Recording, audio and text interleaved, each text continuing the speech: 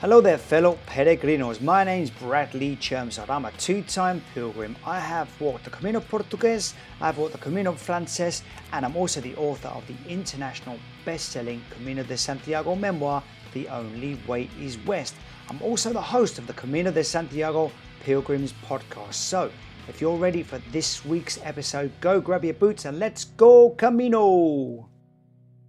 Hello there, fellow peregrinos. Welcome to episode 66, series 2 of El Camino de Santiago Pilgrims podcast, where we talk about planning, preparation and packing for walking the road to Santiago, as well as tips, tricks and hacks and stories of people's experiences on the way to Santiago. This week we're talking to a British pilgrim, the first one we've had in a while. Stu Hagen is from Manchester in the UK, and Stu has walked the Camino Frances 3 times, 2016 from Saint-Jean-Pied-de-Port all the way to Santiago de Compostela in 2018, from Sarriá to Santiago with his 11-year-old nephew. He walked it this year actually, right before COVID kicked off in January as well. So we're going to talk a lot about that, lot to get through. So we're going to get in with the first question of my new batch of questions. You're my guinea pig, Stu. So thanks for this. If I stumble over my words, apologise. Like I said, there are new questions. So Stu, when you pick up your Compostela, which is your certificate of completion in Santiago, they always ask you the big question: what was your motive for walking the Camino? Was it religious, non-religious, others? Why did you walk 500 miles across Spain? What spurred you on? Evening, Bradley. You okay, pal? All the better for hearing your Mancunian accent. Sorry if any of your listeners can't understand. No, I love it. Go ahead. Well, my reason, I didn't really have a reason when I first started.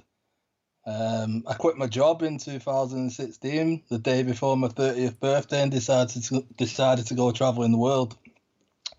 So I flipped a coin for the cheapest flight out of Manchester, and it was Spain to Alicante. Then once I decided that, I decided what I was going to do in Spain for a few months. And then just before I left, I saw, as cliche as it is, I saw the movie The Way. And I thought, that looks like a good idea. That's fireworks in the background, right? Yeah, okay. Too many of them. Okay, just I was going to tell you to run because I heard something, but that's fireworks. Okay, sorry, mate, to jump in. Just carry on. Yeah, so I saw the movie The Way before I was leaving to start my travels. I thought, that looks interesting. But yeah, I'd never heard of the Camino before that. Right. So literally a month before I was leaving, I thought, yeah, I'll do the Camino. Why not? This is January 2016, so middle of winter. What job were you doing, Stu? I worked for a recruitment agency. Right, so pretty long hours then and a lot of pressure. Yeah, I don't know. I'm not a pressurised person. I used to be a chef. Right, okay, so you're used to working under pressure. Pressure is gone now. Right, okay. I landed in Spain, made my way through a few cities, ended up in Pamplona, went from Pamplona to Saint-Jean, and then started the way. Then when I finally got to Santiago, it was a mix of reasons. It was something to do. I'm not gonna lie. I just did it because it was there. And then along the way, it was quite spiritual as well. I've never been a religious person. I think I stepped foot in one church along the way. Right. I always joke saying if I go in church, I'm going to spontaneously combust. So definitely spiritual at the end, though. Okay, well, let's leave that spiritual element of it to it until the end. We'll come back to that. We'll circle back to that. So you were a recruitment consultant. You. No, I wasn't a consultant. I worked for an agency. But an agency. Right. Okay, so you worked in recruitment in some capacity, and you thought you needed a change. You ended up in Spain. You've watched the movie. Now, I'm curious for you, how does the movie match up with the reality of the Camino? Scarily, quite well. Yeah? Some of the stories in the movie, they happen. I don't know about you when you watched it, but I ended up in a group of people. Mm-hmm. And I thought, from the movie to the people I was walking with, you could kind of pick out things. So when I was walking, the family member died in with the movie a little bit. Say that again, sorry. when I was doing the Camino, a family member back home passed away. Oh, I'm sorry to hear that, mate. It's okay. It's life. Yeah, yeah. But yeah, it's sad. But then when I was walking, then I kind of thought, do I carry on? Do I go home? Do I do this? Do I do that? But you just have to keep going. Stu, do you think the Camino was a good place for you to process it, understand it, grieve in some ways? Brilliant. I don't think there's a better way to get over anything. Yeah, yeah. So you while you're walking, you had a bit of time to. I mean, how did you reflect on it? Were you able to kind of find some kind of positive in it, or? Yeah. I mean, it's tough to find a positive in such a negative situation, but I'm wondering if it gave you some kind of perspective that you otherwise might not have found. I think so. Yeah, you walk in, and you think. I was in the middle of nowhere, literally in the middle of nowhere. When I found out, I got a text message off my mum. Right. And there was nothing you could do. I couldn't go anywhere at that point in time apart from keep on walking. Yeah. So I thought, yeah, well, just keep walking. That's all you can do. You just got to keep on going, haven't you? And would this person passing away, would that tie in somewhat into your spiritual revelation at the end, or your spiritual your move towards some kind of spiritual mindset? Not really. There's other factors that influence that. Okay, well, we'll ask that a bit later on then. We'll leave that one up in the air. Well, I'm sorry to hear you had to go through that on your Camino, Stu. And like you say, I think there's no possibly better way to deal with something like that than being on, to get rid of those blues and those feelings of melancholy when you're walking. It's a good way to process it as well. So I'm at least happy that you were able to deal with it in that way. And I'm sure the people you met, like you said, so your Camino, we often say on this podcast, your Camino family, the people you met, you end up with a group, and 100%. That's good. So it was a non-religious Camino for you at the start. It was more of an adventure. You hadn't heard of it, but you ended up going for a walk across Spain. And I'm curious, were you a walker before that, or is it just the adventure that grabbed you? I wouldn't say I was a walker. I went up to Machu Picchu a couple of years before. Right. Which is, I think that's a day's worth of a Camino, 25 kilometers or something. Yeah. And that was the longest I'd walked. I didn't do any training. I wasn't prepared for it.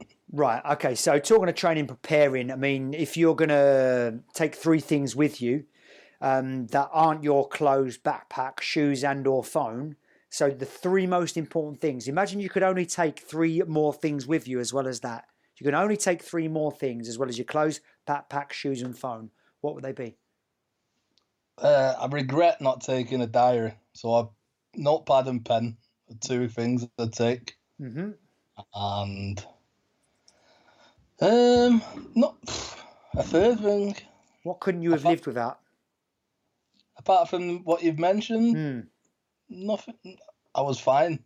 Yeah, that was enough for you. Yeah. Is that a big change for you in terms of your daily life?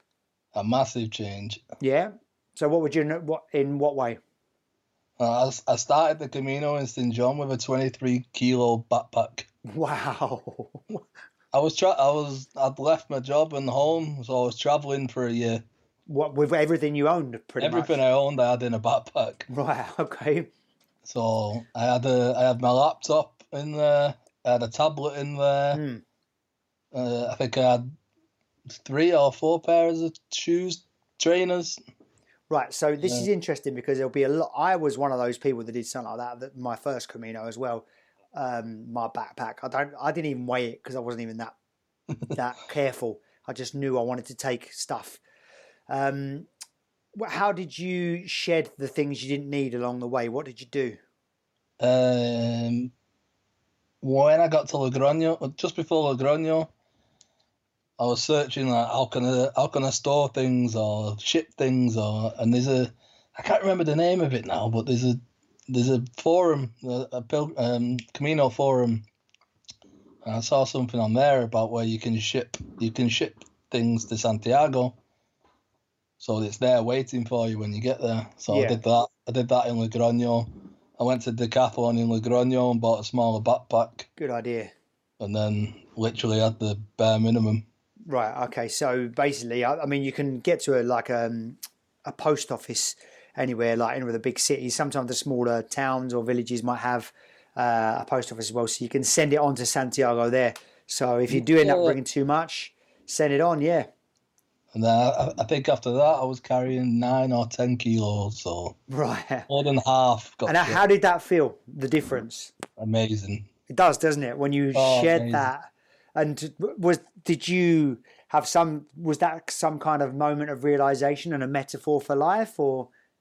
Nah, not really. I think it was maybe a metaphor for your own life, because I mean, you'd at that point Well, shed so much of your material possessions as well. Yeah. Yeah, I suppose you could say it was a metaphor, but at that time, I was just thankful I didn't have to carry that on my back. Yeah. Didn't have time to worry about metaphors. You're too busy dancing with the less weight on your back. No, there was no pout in me at that time, so it was just a case of get rid of this. Good stuff. Stu, one of the hardest things about the Camino is adjusting to walking so far, so many days in a row, which is something hardly any of us ordinarily do, in our daily lives. So what would you say was your hardest, let's say even lowest moment on any of your Caminos? Tell us the whole story and how you pulled through that, what the lesson was. Well, like I said, I didn't do any preparation. I didn't look for anything about the Camino apart from where to start. I got the what's he called, John Brierley, the guidebook. I had that and an idea of what I was doing. So I got to St. John, no problem. Had a few drinks the night before I was starting. A few more. Woke up the next day. All I had was a 1 litre bottle of water. I thought, there'll be towns and villages along the way. No, it turns out in the dead of winter there's not much open. So I set off from St. John to Roncesvalles. Got about halfway. It was freezing cold. I run out of water. I had no food. I had a bit of a hangover. And I thought, I'm going to die. I'm going to be that idiot on the Camino that's got a laptop, a tablet, 4 pairs of shoes, 8 pairs of this, that, and the other. They're going to find me, and my family are going to think, what an idiot. So that was a serious low point. I said to myself, if I make it to the end, and it sounds very dramatic, but I was dying of thirst. And I thought to myself then, if I make it here, I can do the whole thing. And when I got to Roncesvalles and got the stamp in the passport, I thought, I like that. So now I've got that stamp tattooed on my arm now. To think, just in life, if anything gets a bit tough, have a look at that and think, you know what? I made it over the Pyrenees with no training and 23 kilos on my back. I can do this. So that's something you can always look at and say, if you can do that, you can do anything. Exactly. And I thought that was a low point when I thought I'm going to die and my family are going to think, what an idiot. Stu, imagine I am just about to set off over the Pyrenees. What are you going to say to me? Pack as light as possible. Mm-hmm. Make sure you've got enough water. And definitely some snacks. That's it. That's all you need. There's not much up, any time of year up in the Pyrenees, actually, whether it's winter, summer, spring or autumn. You've got the stop off in Orisson, which is 8 kilometres up or so. But apart from that, there's not much. So really not. Not unless you're going to be doing a Bear Grylls and trying to hunt sheep or something like that. So, all right. So that's a nice story. So that was your lowest moment on the Camino. I'd say the lowest and one of the highest moments at once when I got to in sight of Roncesvalles, when you can see the monastery. I'm not ashamed to say I started crying a little bit. Right. Okay. So that's quite a release for a tough Manchester man. Oh no, you got to admit when you cry, don't you? Everybody cries, and when I saw that, I thought, brilliant, I've done it. Yeah. So that was it was a low point and a high point all at the same time. So it was bittersweet moment for you. Yeah. And I just like thinking like there was what was it, a line from a Paul Weller song, and he says it's better to cry than never to smile. So there you go. So you had a little cry, and that was your relief, cry of relief and joy. And I'm just curious. I know that you didn't walk from Saint-Jean again in your other Caminos after that, but how did your preparation differ from that first Camino to the Caminos afterwards? Well, the one I did with my nephew, I probably packed a little bit too many things then as well, but that was I wanted to take care of my nephew, so I made sure I had things that I knew I wouldn't need, but maybe to help him along, you know. How did you? Was it? I mean, obviously your brother or sister's kid. How did you persuade them to let you take him? It didn't take much persuasion. What did you say to your nephew to make it? Because I mean, make him want to go. I told him about my previous Camino, and I said, do you want to do it in half term? It was his first year in high school, first school holiday. I said, let's go there. You're becoming a bit more of an adult. Not an adult at 11, are you? But you know what I mean. He's growing up a bit more. He's not in primary school. Get a bit more freedom, and he loved it. It was, considering it was only 4 days from Sarria, 5 days from Sarria, I can't remember. But he loved it. It was brilliant. What's and his it was name? nice to see the other pilgrims. Yeah. How they interacted with him as well. And how he interacted with them as well. Yeah. It was really nice to see. For anyone, I mean, I've seen some questions. I've been contacted by some people that listen to the podcast. Said, could you speak to someone that's taken their children? So, what would you say to them to make sure their kids enjoy it? I don't know. Every kid's different, aren't they? So, just tell your kids a bit. Don't be shy. I'm curious because like there's a lot of downtime when you get back from a walk during the day. So, how did your nephew stay entertained? Did you have an iPad with you or something, or was it just like he was just totally lost in the trip? Was it books? And what did you do when you got back to the albergues? He took his iPhone with him, right? But we were starting early. We were taking it easy. There was no rush. When it was October time, so there's not so many pilgrims. It's not like August when it's crazy busy. So it was October time, so it was quite quiet. We were taking it easy. You know, going through Galicia, it's quite nice. We were stopping off for coffee and hot chocolates and orange juices, and it was quite a leisurely walk. So by the time we got to an albergue, we had our dinners, and then it was time for bed. Right. Okay. So you basically what you did was you spaced it out throughout the day. Yeah. Right. And what was there one, like, for example, one complaint that he might have had that were you to take him again, you'd say you'd do something differently to make sure that isn't another pain point for him? You know what? I don't think there was. There was one day when it was roasting. You know, you can imagine the colour of me from Manchester. I'm white. I burn as soon as the sun comes out. So, being the responsible adult I am, I didn't take any sun cream. Right. And I think that was the only thing I'd change, because I made him walk in my shadow so he didn't get burnt. And what was that? I think that was the second to last day. That is heroic of you, Stu. I love that. Walk in my shadow so you don't get burnt. It's the most responsible thing I've ever done. I said to him, that'll be the last time you walk in anyone's shadow, pal, because you've done a great job there. He was knackered. What was he? Bless him. So tired, but I said, if you want me to get a taxi, I'll sort you a taxi. And he went, no, I want to walk. So all Good right, let's lad. do it. Good lad. And I was really proud of him that day. What did he say about it when he come home to his mum and dad?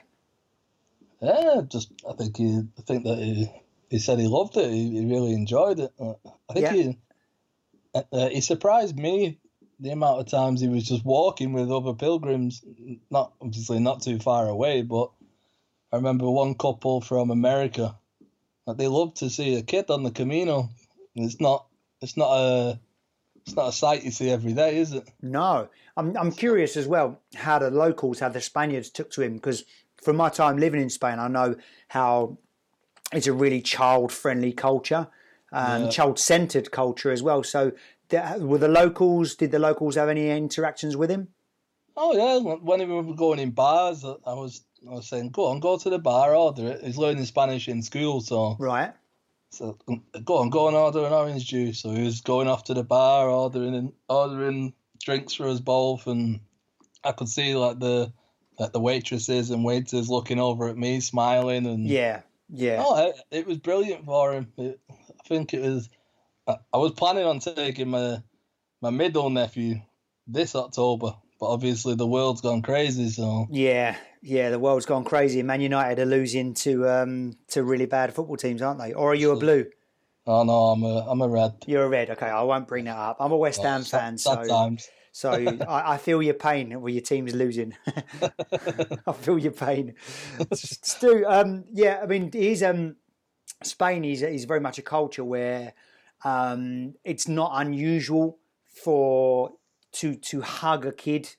It's not unusual for them to just come up and talk to your kids, or our kids to come up and talk to an adult. Our culture is a bit different like that in England. It's not something that's seen as always a positive thing, whereas in Spain it's different like that. So any parents that are listening, these are the kind of things you might expect to see. And as you said, Stu, he had a good time. The locals loved him. The pilgrims took to him. So by all accounts, taking a kid is a good idea. Oh, 100%. Yeah. Do it obviously don't do it in summertime. Yeah.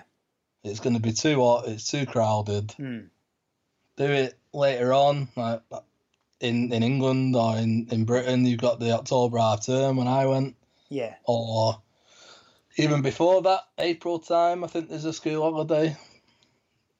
They would be perfect times. It's not too hot, and it's not too busy as well. So the kids can enjoy it more as well then.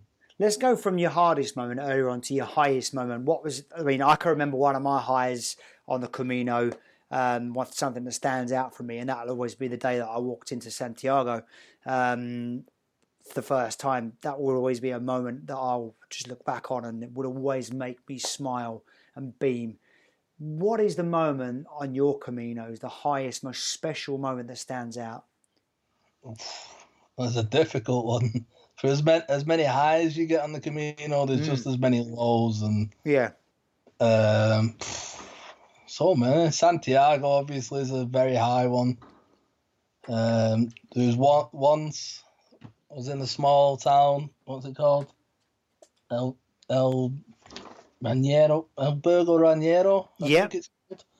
And at the albergue there, it's only a tiny little stone building, and I was walking with a lad from South Korea and a lad from Germany, a lad from Brazil at the time. Well, most of the time I did the Camino, I was with them, but and it was the lad from South Korea's birthday, so we were having a little birthday party for him. There was only the four of us in the albergue, and he got so drunk. Every night he'd religiously write in his diary. And this night, even though he was drunk, couldn't speak, couldn't see properly, he was still writing in his diary. And he fell asleep in front of the log burner. But it had been raining that day, so he rested his shoes against the log burner. And me and the other two guys had gone to bed. I said to Flo and Kanya, I could never pronounce his name. I said, "Can you smell something burning?" Like, no. 5 minutes later, "Can you smell it now?" And all three of us jumped up and run downstairs. And I called him Danny Boy, the guy from Korea. His name's Sang Young, but his Christian name Daniel. So I called him Danny Boy the whole time. And Danny Boy fell asleep in front of the fire, and his shoes were on fire. We were laughing our heads off the day after. He was so hungover, and it was a good birthday for him. What did he walk in after that? He had to walk in those shoes, but the back of them were burnt a bit. But when you had that, then like say Santiago was a high.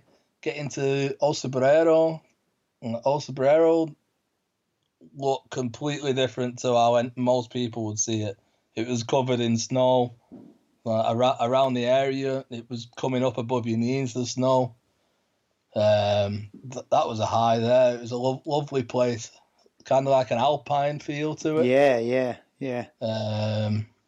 There's so many highs, so many highs. There's not really one that jumps out at me. I can't. But there's obviously a funny memory you've got there of your Danny Boy's shoes being burnt there. So we'll move on to the next one, and hopefully he wasn't walking in pain after that. No, he's fine. Stu, you've got to give one piece of advice for caring for your feet. One piece of advice only. What would it be? Tiger Balm. Use Tiger Balm. Right. Especially, I was walking in the winter, so it was minus degrees most days. Yeah.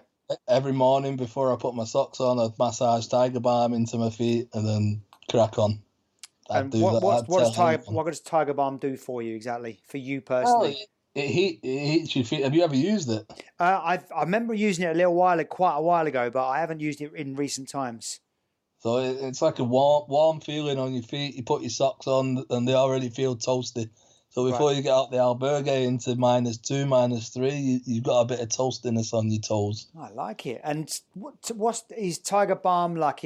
Like, for example, is it like some kind of deep heat, or? It's like a herbal deep heat, I think. So it's homeopathic on it. It's natural. Yeah, I think it is natural. Right. Okay. So somebody gave me a tub in Pamplona because I had sore feet.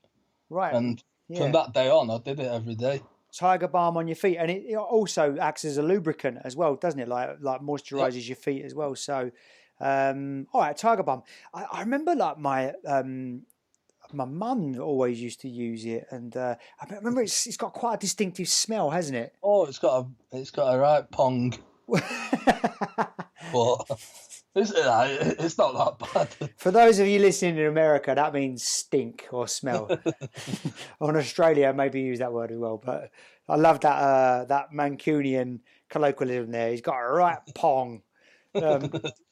Okay, so Tiger Balm would be the best of your advice for your feet. And talking of advice, what's the best advice you read or heard when you were preparing for your Camino or on your Camino? The one best piece of advice. Like I said before I started it, I hadn't read or seen anything. Yeah.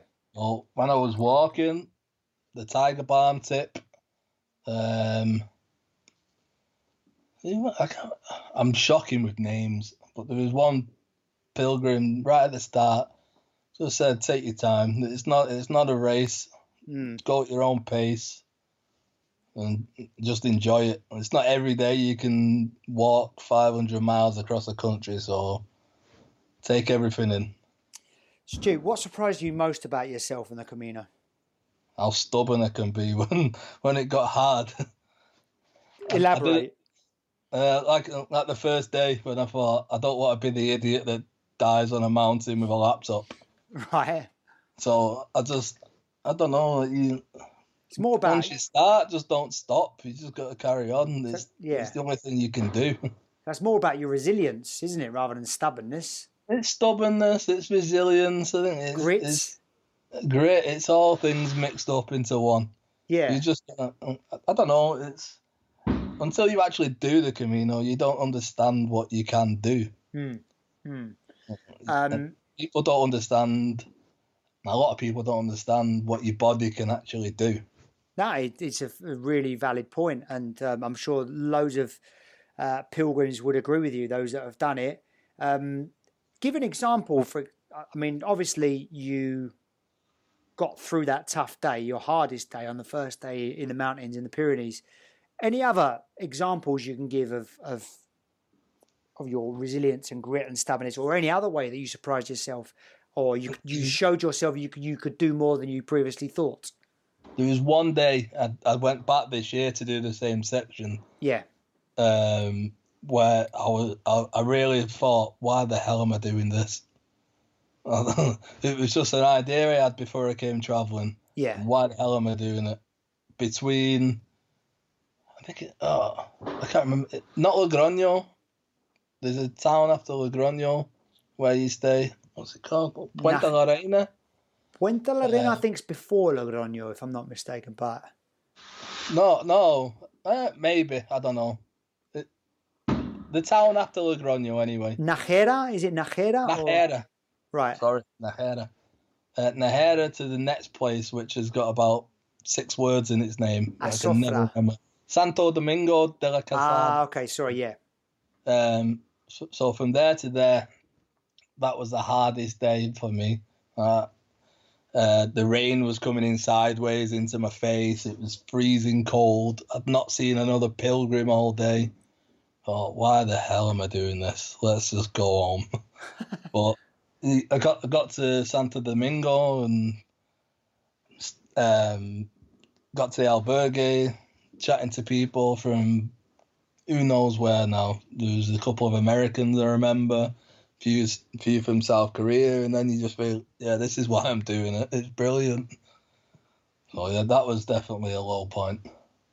So in many ways, you surprise yourself about kind of just carrying on. Just your ability to just kind of soldier on.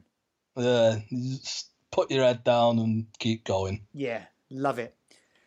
Something you do differently, were you to go back to the Camino sometime, any day, sooner or later? Not overpack. Okay. That's it. Take what you need. That's it. And my next question would be, on the Camino previously, we've asked about cities, towns and villages that were favourites. But now I'm going to ask more about some towns, cities or villages that were a lot nicer than you imagined.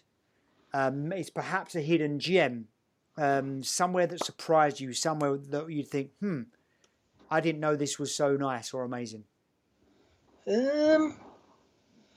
One I mentioned before, Sobrero. Like I say, when I got up there, it was like an alpine village, and it's hard to describe. You couldn't see very far in front of you because it was snowing that hard. That was a brilliant day night in Sobrero. But also, I fell in love with all the little villages you walk through. Every single one of them. Thought I could easily just stop the Camino and stay in this village forever now. So I say I just try to take as much in as possible. The little small villages, when you were approaching, you could smell people's log burners, and I'd do anything to go back to that time. I think that's one of the most charming things about the Camino as well, is that when you do go through those little villages and you see things that, I don't know, you and I wouldn't normally see in the UK, in a UK street or, a UK residential area. You're walking through, the heart of Spain, and you are seeing into people's lives. You're seeing stuff you'd never seen before.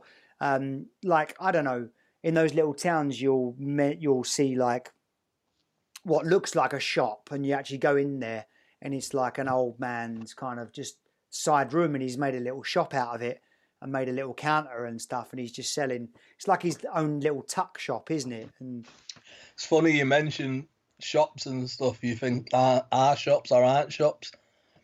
Where was this one? The town before Castro Jerez. Yeah. Or the stop before Castro Jerez. We're in a little village, and it had one bar restaurant where you went. It was over the road from the church. For anyone that's been there, you'll know where I mean. You have the church, the albergue is next to the church, connected to the church kind of, and the restaurant's over the road. But then I was walking around thinking, I just want to chill out and have a glass of wine or a beer. And there was no bars. For every single village I've been to in Spain has had a bar. They all have churches and bars. That's it. And I was walking around and I thought, what are those guys doing there? Just this house. And I walked in, and it was like somebody's homemade bar. But they welcomed me in. They had a few drinks in there, and then went to sleep in the albergue. It was brilliant. Yeah, and it's just so random, these places you come across, isn't it? Oh, I couldn't believe it was a bar. It's funny because you mentioned that place, Castro Jerez, and I remember that specifically because I was walking along, and probably between the town before Castro Jerez, I can't remember where it was for the life of me. Where did I stop? I can't remember off the top of my head. But anyway, I'd lost my camera somewhere on the way to Castro Jerez. And now I don't carry. I have my phone, but I do my Camino a bit differently. Often have my phone switched off. Uh-huh. So I have just an old style digital camera, just because I like to go back to try and go back and do things like the old way. Anyway, lost it. So I was talking to someone at this church just near Castro Jerez, where they'd called me in for a free coffee, and I went in for a coffee, dropped a couple of quid as you do in the donation box, and the guy said to me, "Look, if I speak to someone that finds a camera, I'll message you." So I gave him my number, not expecting anyone to find my camera. As far as I was concerned, I'd lost it, all my photos. It was a bit disheartening, but anyway, I gave him my number. Anyway, when I got to the next place I was going to, on the off chance that he might have sent me a message, I turned my phone on. Well, can you believe it? He sent me a message. Someone had found my camera. Brilliant. And he gave it to a cyclist who dropped it at the next place for me, which I think was Terradios. And I magically got my camera returned to me. And that, my friends, is the Camino magic at work right there. Oh, 100%. Isn't it? Definitely. So, I think Castro Jerez must be a magic place before that. Castle on the hill, isn't it? Oh, it's a great place. The day walk into that, there was me, the German guy called Flo, and Carlos, the Spanish guy. Yeah. I think it was about -6 when we left that old town that I can't remember the name of. We were walking, it was snowing, freezing, ended up being slushy and horrible, and the three of us were freezing cold. I mean, my hands were turning purple. We got to Castro Jerez, but it's split into two parts, isn't it? Yeah. We were thinking, oh yeah, we're here, we get in the albergue and warm off. There's nothing in the first part, not in winter anyway. It was dead. So, I'm curious. Well, you walked the Camino. Obviously, it sounds like you did it during while it was hot with your nephew. What time of the year was it with your nephew? October. So it was only one day that was really hot. Okay. Your first Camino, when did you walk it? I started on the 3rd or the 2nd of February. So you'd have always done it in the winter or during cold times, pretty much. Pretty much. The one I started in February I had everything. I got sunburnt one day. I was turning purple and blue one day. It was everything rolled into one, that Camino. So anyone that's going to do a Camino kind of during the colder months of the year, anything you'd say to recommend? Any tips, any help? Packing list or... Yeah, your packing list, obviously, wear layers. Anyone that goes walking knows wear layers. You could take them off if you're too warm, get your waterproofs. I prefer the poncho rather than like waterproof coat, waterproof pants. So I just had waterproof trousers, not pants. I had a big poncho that covered everything. But everyone has their own taste. I couldn't be bothered taking the bag off to put the waterproof thing on the bag and then So put that back on. layers is the important thing, right? Definitely layers and definitely wear long johns. So layers would be something like a vest. You start with a vest, then maybe you got a t-shirt, then maybe you got a long sleeve t-shirt, and then maybe you got a hoodie, and then maybe you got a jacket. And as it gets warmer or colder, you put the layers on or peel them off depending on how the temperature's going. Good stuff. Really, really good tip there. I like it. And I've walked winter Caminos and I've found that really helpful as well. And your thermals. Done summer Camino. I've done a summer Camino and I've done winter Caminos as well. Yeah. And what do you prefer, summer or winter? I prefer winter, if I'm being honest. I think I would. I prefer winter because even Spanish winter is like British summer. So, well, I'm exaggerating a bit there. I'm exaggerating, but you know, I think that in in general, Spanish mornings are cold, whether it's summer or whether it's winter. The fresh cold though, rather than a damp, horrible cold that we have here in the north. Yeah, there's fresh cold. It's crispy, isn't it? Yeah, it wakes you up. It's all right. You know, it's kind of pleasurable in a way. You know, you get that that fresh blue sky, and by the time it gets to kind of 10, 11 o'clock, you can start peeling off those layers. Whereas in the summer, I mean, you've got those layers on until about 9 o'clock, and then you start getting hot, and then you're peeling them off, and then you have to get to where, in the summertime, you have to get to where you're going by midday, or you're just going to fry. You know, you can't be walking after midday or 1 o'clock. It's just madness. I did that one day and come a cropper. I ended up very, very ill one day when I did that. And whereas in the winter, with the sun, it's actually quite pleasurable in the afternoon. So, you know, it's where you get the best temperatures actually in the winter. So I personally think a winter Camino is more pleasurable. And there's a lot less people as well. A lot less people. I've heard the summertime ones are crazy busy. I really enjoyed the fact that my Camino in the summer was really busy. Like you, I met so many great people, and it was a merry band of international pilgrims, just constant, you know, and I really enjoyed that part. But when I went in the winter, I missed that interaction with all the fellow pilgrims and stuff. But I did enjoy having the road to myself, or just me and my wife, to ourselves, and that was the major difference. So there's a lot to unpick there, and depending on what anyone wants in their Camino. But I think summarizing it, if you want a quiet Camino where the temperatures are a bit kinder, then winter actually can be quite pleasurable, unless of course you are up in Osabrero or the mountains of Leon, when it can get actually quite snowy, and like you said, but down on the flats it can be okay, so not that bad. Stu, I want you to tell me your favourite albergue quickly. Albergue hotel. What's your favourite of all the ones you've been to? Tell me the name of the albergue if you can, and the town, city, or villages it's in. For memories, probably Albergo Raniero, the one I mentioned before. Right. It was a nice little albergue. Only the four of us, and we had the log burner going, a few bottles of Rioja. And it was just a nice experience that we were just talking and having fun. I'd say that one. Do you know the name of the albergue? There was like the basic... I think it was just the the municipal one. Municipal albergue, yeah. Right, so the municipal. I think it's the only one in the town, or there was another one that was closed. Right. Okay. So the municipal albergue in El Burgo de Raniero. Okay. El Burgo is ELBURGO DE Raniero. That's RANERO, and that's got the little moustache symbol that goes over the N. I don't know the name of that symbol, to be honest with you. I should look it up. Yeah, the nya, like the onion sound, isn't it? So El Burgo de Raniero. If you want to listen to that again, just press rewind on your podcast app, and you can hear that again.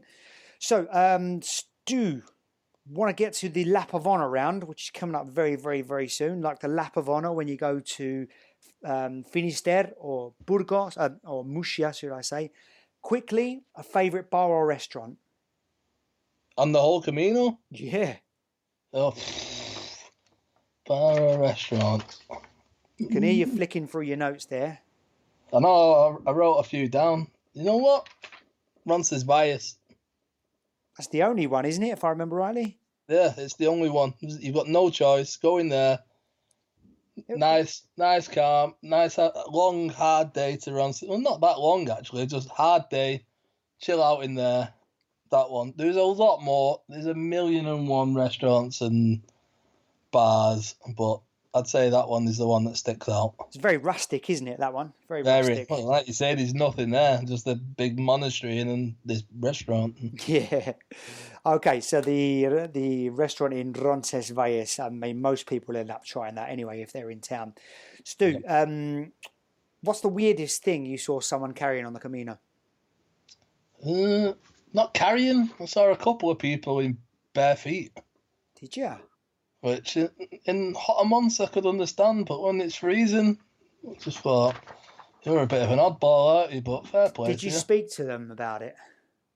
Yeah, one of them just said it was just the way they wanted to do it. They wanted the earth on the feet. They're very spiritual people, so all right, fair play to you. I wouldn't do it, but there's many people that believe ley lines kind of run through the ground underneath your feet on the way to Santiago, and they are supercharged by the Milky Way that also runs above the Camino. So there's some supercharged spiritual energy that many people believe. And to be honest with you, though we can never prove it, the way doing the Camino makes you feel, I certainly believe it's true. Oh, same. I don't know what your opinions on that, or if you felt some special energy from the Camino. But by the sounds of it, you did, because you went back again and again. So I'd go back if I won the lottery. I'd just walk it for the rest of my life. I love it, Stu. I mean, me and the missus, we're back in England right now, but we are considering a path back to Spain sometime soonish.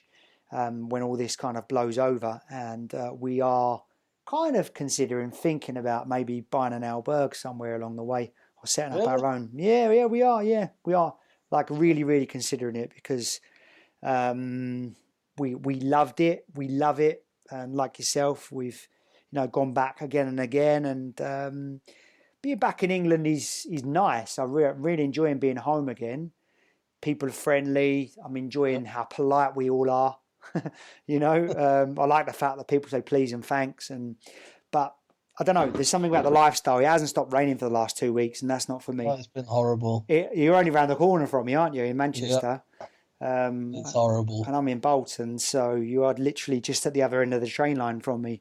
And I've never experienced rain like this, mate. This has been raining for 2 weeks non-stop. It's been shocking the last couple of weeks. Is that normal? Is that normal up here, or? Yeah. I wish you were going to say no to that, but I'm not going to lie to you. Okay, mate. It's shocking. Oh well, I'll deal with it. I've got myself some serious waterproofs. I've not scared the neighbours walking around in my Camino poncho yet, but maybe that's the next thing I'm going to pull out my sleeve. Stu, let's ask you. So you saw some people in bare feet, and I want to ask you about some last quick fire questions. So this is the lap of honor, okay?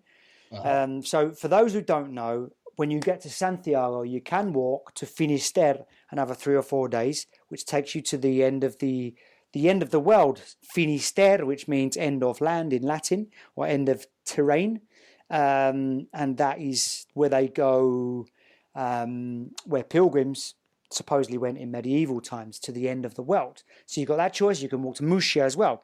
So that's like the lap of honor the pilgrims have. So our lap of honor round is going to be these questions. Stu, your favorite Camino blog, book, vlog, and or film? I've never really listened to many. It's only recently, and I saw yours, so I'll have to say yours. Well, thanks for listening, and thanks for getting in touch, saying you do an interview. Social media personality or account worth following? Again, I don't know any. Just yourself. Just go walking. Good stuff. Thanks again. Favorite food on the Camino? Favorite food? I can't remember the name of it. It's like a garlicky soup. Right. That I loved it. It was nice, warm, give you a bit of energy. Sent you off to bed in an albergue. Nice. Garlic soup. I'm going to look that up. I don't think I've... It's like, I can't remember. It was garlic and egg or garlic and chicken, something like that. Right, okay. Got it in a few places though. I think I know the answer to this one already. Favourite drink on the Camino? Pacharan. What's that? Oh, Pilgrim petrol. I had it in Castro Jerez when we finally got there. How'd you spell that? Do you know? Pacharan. Right, okay. Or TX. It depends where you get it. Right, so say the word of it. Say it again. Pacharan. Never heard of that in my life. Pacharan. Right. Not many people have, and I get funny looks when I'm in Spain and I ask for it too. Right, that shows you you like the tough stuff. It's not that strong or anything, but it warms you up. One thing you wished you'd packed on any of your Caminos? It's more not packed. Okay. I was overpacked. So one thing you didn't need and wouldn't take again? Laptop. Leave it at home. You just got a pen and a journal. That'll do, yeah? Yeah. Quote or mantra for tough times on the road? Just keep going. You can do it. We used to say it to each other when we were walking, like, you can do it. You've got more inside you than you ever believed, right? Oh, the human body is very difficult to kill. You can do a lot more than what your mind thinks it can. I love that, Stu. I'm going to Put your head down and just keep walking. Love it. Guilty pleasure you carried with you? A few. My phone, my tablet, my laptop. Right, so you ended up getting rid of those. A pair of trainers that I didn't really need. Okay, so you didn't need a comfy pair of trainers. You could have done with flip-flops or something like that. I had flip-flop trainers and my walking shoes. Right, so you could have just had the boots and the flip-flops, okay? Yeah. A Spanish product or shop that came in useful? Just the local shops when you got to the little villages. Pop in, get yourself a little chocolate bar or biscuits or something. So those little shops that like the bar you found before. Yeah. How do you say it? Tiendas. Las tiendas. Yeah, las tiendas. Also means tent as well. So yeah, you might end up going into a shop and walking into a tent. But anyway, Camino app, internet resource. The forum that I found to post my first backpack. Okay. What's the name of it? I'll send it. I think it's Camino de Santiago.me. I think that's the Casa Ivar forum. Casa Ivar, that's it. That's it, yeah. Okay. And the biggest, most important lesson you took from the Camino? Nothing's ever as hard as you think it is. You can walk 500 miles and survive on the bare minimum. So the message I'm getting, the theme of your podcast, of your interview is you can do it. Oh, 100%. Just keep going. Don't give up. I like it. In life, just keep going. On that, I believe that's going to tie nicely into our last question, and also something I've stumbled across recently.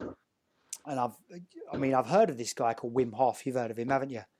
Yeah, I do cold showers every morning. Yeah, well, I've just started doing it for the last, proper cold showers for the last 5 days. And I've just started doing his breathing exercises. And this is a man that's walked in the Arctic Circle in a pair of shorts and and no shoes on, like the people you met. He's walked up Mount Everest. And the funny thing he said that really made me laugh, he said, I saw some people walking up Mount Everest wearing clothes. That's not a challenge. The guy is hilarious. He's a funny man. He's a funny guy. He's not even trying to be funny. And I've done the Wim Hof breathing method for the last 5 days. And I've done the cold showers for the last 5 days. Like real cold showers. Before I'd always get about 30 seconds to a minute. But that was in Tenerife, where I was living before. So it was always warm. But I've been doing it here in England and having 5-minute cold showers. And I feel so much better. I feel so much better. Oh, it's great. And I didn't think I could get into a cold shower for 5 minutes, but I've managed to do it. I didn't think I could hold my breath for 3 minutes with Wim Hof's method, but I've done it. So you done it, yeah? 3 minutes and 13 seconds. I did it the other day. You know, on your theme of the podcast is you can do it. And I'm not saying this because I'm trying to show off. It's no big deal to say I can hold my breath, but I'm just saying that it's an example of you saying of what we can do. So you never believed you couldn't do some of the things you did. You didn't believe you were a spiritual person. So tell me about how this has had a spiritual influence in your life. I've become a lot more. I always liked animals before then. Right. Since the Camino, I don't know, I've become a lot more passionate about animals. There's two instances on the way. I was lost one day and just looked up and saw a bird flying, one bird. Get a lot of birds of prey, don't you, in certain areas? Mm. I saw one. I thought, I'll follow that. I'll go that way. And it was the right way. And then a few days along the way, I saw a bird again. I thought, all right, are you following me? And that, obviously, I don't think it was the same bird, but you never know. And then there was one time, I'd have to ask my friend where this was, but I can't remember. But me and him took the wrong path. And we were walking for about 3 kilometres along this wrong path and then got to a dead end near a farm.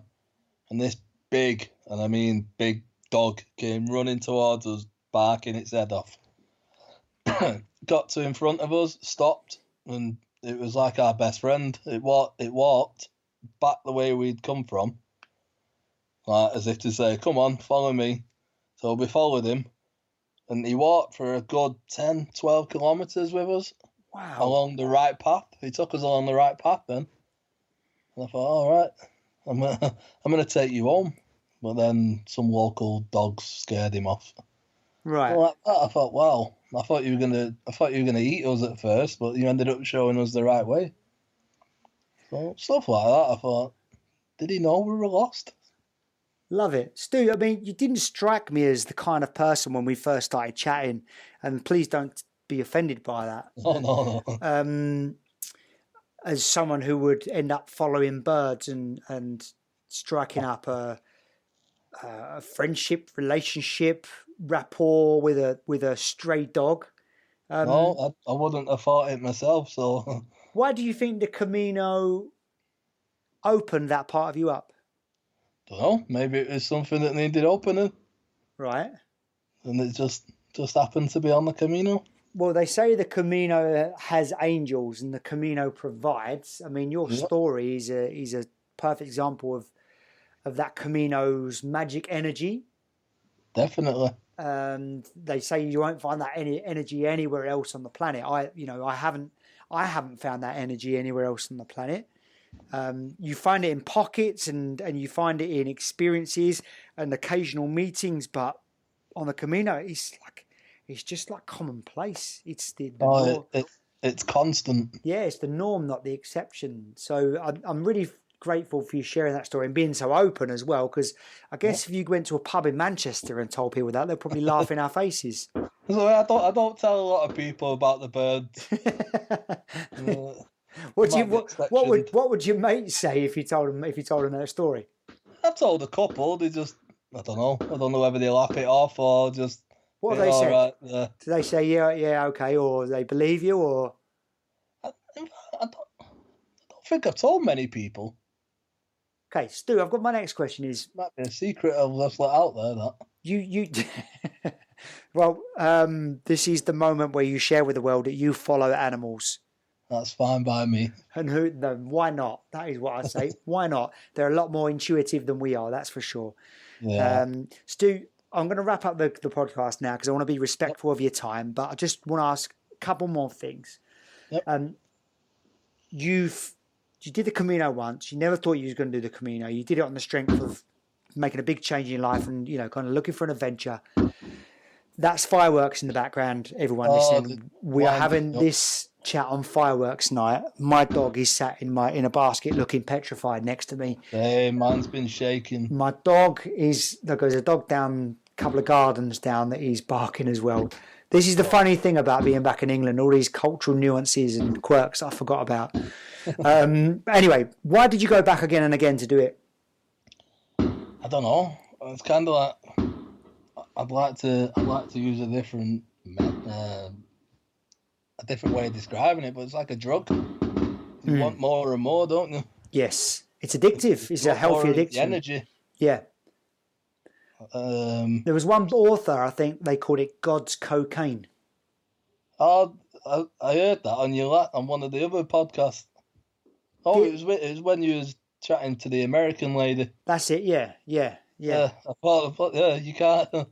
Like I say, I'm not a religious person, but yeah, God's cocaine. Well, I wish I'd have come up with that analogy. I really do, because I don't think it could have been put any better. No, it's a good one, that one. But I'd say that just for that, for the energy. Just in case my mum's listening, I've never done cocaine, mum, by the way. Okay, but just you need mum. I imagine if I had, it would be similar to something that we just described. Also, lastly, Stu, one of the big things about the Camino is the camaraderie, the energy, and a good sing-along sometimes.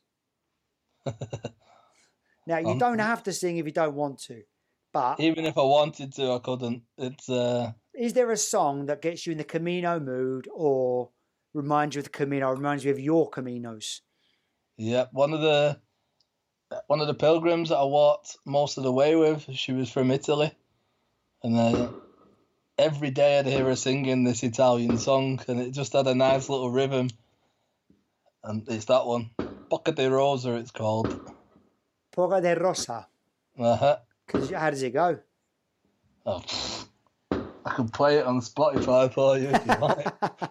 Bocca di Rosa. I think if I sang it, you'd lose listeners. No, well, you told me you couldn't speak Spanish, but your Spanish pronunciations sound perfect. I try, but for a Mancunian, I've got to say, and I don't mean that to be condescending. Is this it? Are you playing it now? I'm trying to find it. Right, okay. Oh. Well, yeah, that one. I just remember her walking along, singing it. It's funny, isn't it? The songs that songs that you probably never would have heard before, and then they end up staying with you for the rest of your life. Yeah, it's quite an old song. I think it's 100 years old or something. La chiamavano There you go. rosa, metteva l'amore. La chiamavano bocca di rosa, metteva l'amore sopra ogni cosa. It's just got a nice little. I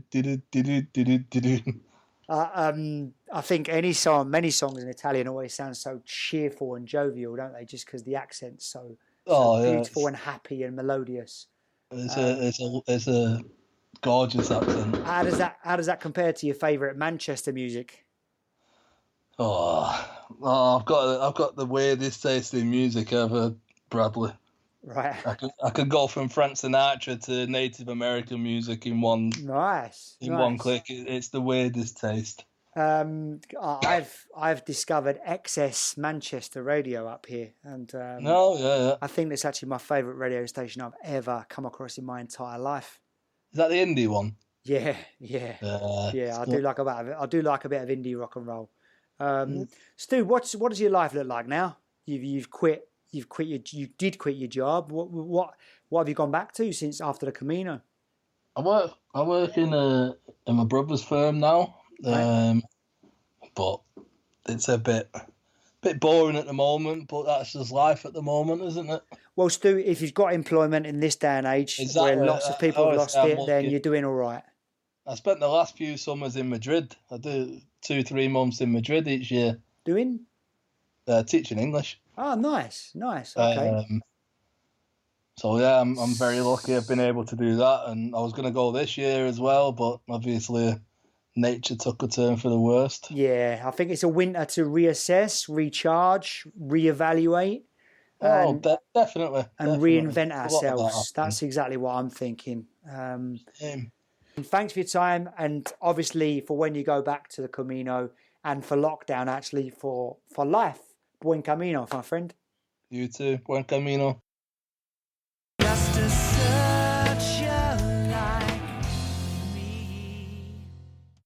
So really hope you enjoyed that episode with Stu Hagen. I think some of the main takeaways were, if you are thinking about taking kids on the Camino, that could be a good thing. They might enjoy it, could make a really big impression on them, as it did Stu's nephew.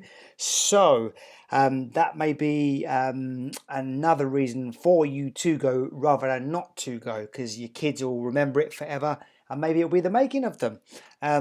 Stu also impressed upon the importance of not taking too much. We know that's a continuing theme on the podcast, but I speak from my own experience as well, and that is get your backpack feeling comfortable. And like Rachel Smith said in episode 16, she said, carry the least amount of things you need to be comfortable. Okay, so wise words there from Rachel. Remember that. And talking of carrying things with us, Stu impressed upon us again the importance of layers, and that could be a year-round packing strategy that will be really, really effective. So just to remind you, when we say layers, from the bottom to the top, we could be talking zip-off hiking pants. So you zip them off around the knee when you get too hot. When you get cold, you zip them back up again. In terms of what you're wearing on your upper body, you could be starting with a vest when you're really, really hot. And then on top of that, a t-shirt, and then a long sleeve t-shirt, and then a hoodie, and then a windbreaker, and then maybe a warm jacket, and then maybe a poncho, and then maybe hats, gloves, and scarf. Carrying all that stuff with you, taking that approach, should serve you all year round, because as we've said before, on the Camino, at altitude especially, it can be very, very cold in the mornings. Okay, so remember the importance of layers. Also, just a quick hello to a few people that have been very, very communicative on Facebook and helped me out as I've been looking to polish up the questions, change the questions, and a special thank you to, of course, all those that helped me out. And I'm going to name names now as well. So a special thank you to, first of all, Erica Claro for her question in our Facebook group, Answers for Camino de Santiago Questions, and also to Dan Jarvis, Michelle Knapp, Deborah Bankston Weeks, Kathleen Bertoldo, and David Talon, all of whom also responded to my, should I say, appeal for help with trying to come up with a new format. And also to Caitlin Coughlin Trott, hello again, we're not said hello in a while. To Mary Hensley, to Marta Jacobson, Rick Prater, hello Rick, nice to hear from you again. Joanne Allen Gale, Brian Horn, and Ripe Tan Juanpa. I probably said that wrong because I think that's a Thailandese name or a Thai name. So Ripe, I'm sorry if I got your name wrong. I did my best, but it was all I wanted to do was say hello and thank you. And like I said, if you do have a question, if you've got a question about the Camino, join our group, which is Answers to Camino de Santiago Questions. So the only thing we want in this group is questions. It's not going to be posting for any other stuff but your questions, so we can try and help you out. Talking of helping out, okay, so if you've enjoyed the podcast, please share it with your pilgrim friends. If you're a member of any Facebook group, or if you are on Instagram, please share it. If you're part of a Camino de Santiago forum, please share it on the forums, because the more listeners we get, the more people we can help out and the more people we can inspire to walk the Camino. Okay, so please like, subscribe, share, and even better if you review. Talking of reviews, I'd like to mention a few reviews that have come in from my book, The Only Way is West. It's currently sitting at 168 reviews on Amazon, and it's got 4.6 out of 5, so it's doing pretty well. It's been a bestseller, like I've said, in the USA, in Canada, in India, in Australia, in the UK, in some pretty competitive categories as well, in humorous essays, in travel writing, in ecotourism. So yeah, that's to one of or a few of many categories is hit number one in. And this review for my book was posted on the 8th of June 2020. And it says, it's by CC. So CC, whoever you are, wherever you are, thank you very much. The title of your review was The Real Spirit of the Camino. And it goes like this, the review.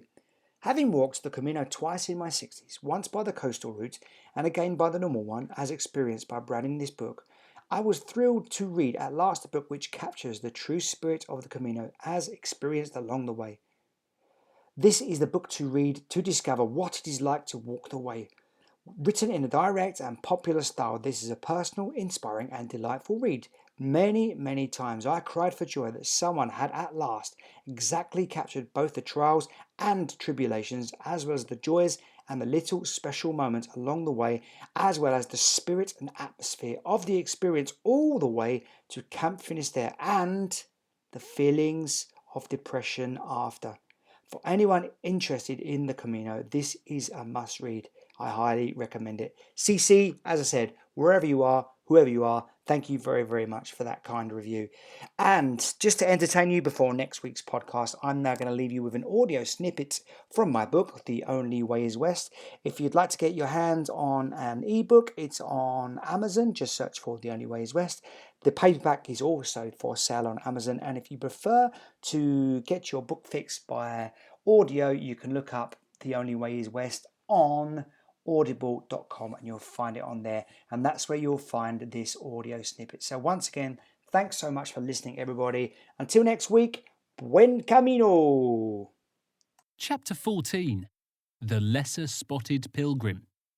In the restful setting of my own room in the convent, I fell asleep before sundown and woke way before sunrise. At 5 a.m, with still not a crack in the dawn, the city streets were already alive with peregrinos. All the early risers shared the goal of getting to the next stop before midday to avoid the savaging sun.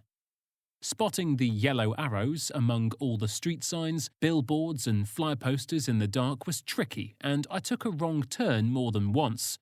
Whenever someone saw me looking lost, I'd save face by digging out my camera and taking a picture as if on a planned excursion. Thankfully, with so many pilgrims around, I was able to scan the streets, spot someone going the right way, and chase them surreptitiously. Due, as always, forever west, I spent those first couple of hours looking over my shoulder, determined not to miss the sunrise. As I broke out of the city limits and walked round a huge lake in a picturesque country park, the theatre of first light finally commenced.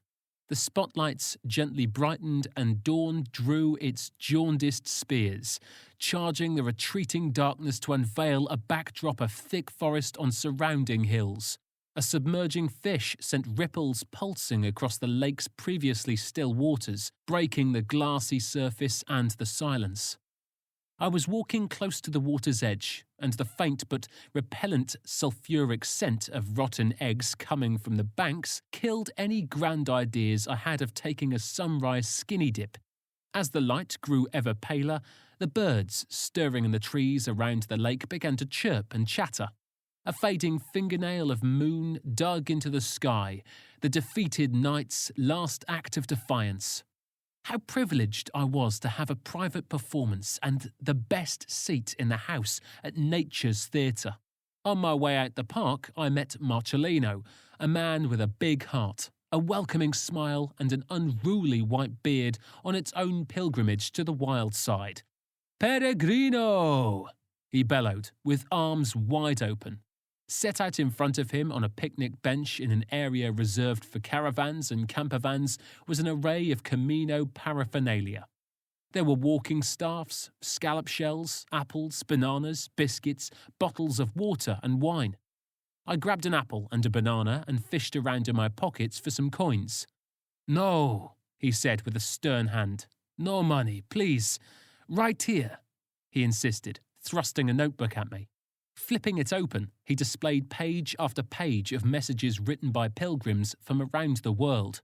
Travellers from Slovakia, South Korea, the Philippines, Brazil to name but a few, had written Marcellino words of thanks. I added Basildon to that list of exotic places and impulsively scrawled some lyrics from a song I'd recently written that I thought were fitting for a pilgrimage. Just a searcher like me. As I walk with a few good men, I wonder how to find more along the way. Do they stare at the stars and feel inner peace? Do they smile at a stranger and feel released? It's the searchers I seek, the wisdom that they speak, the lessons that they teach. Just a searcher like me. When I passed his book back, he surprised me again by gifting me a bottle of wine and a walking staff. I tried in vain one more time to offer him money. Free, always free, no money. I give only for peregrinos, he said, before proudly presenting a framed photo of himself in front of the cathedral in Santiago. I know, he said, tapping his finger on his temple. I am peregrino many times before and know the life. 5 minutes after I'd left him behind, Marcellino chunted past me in a clapped-out car as I skirted a dual carriageway.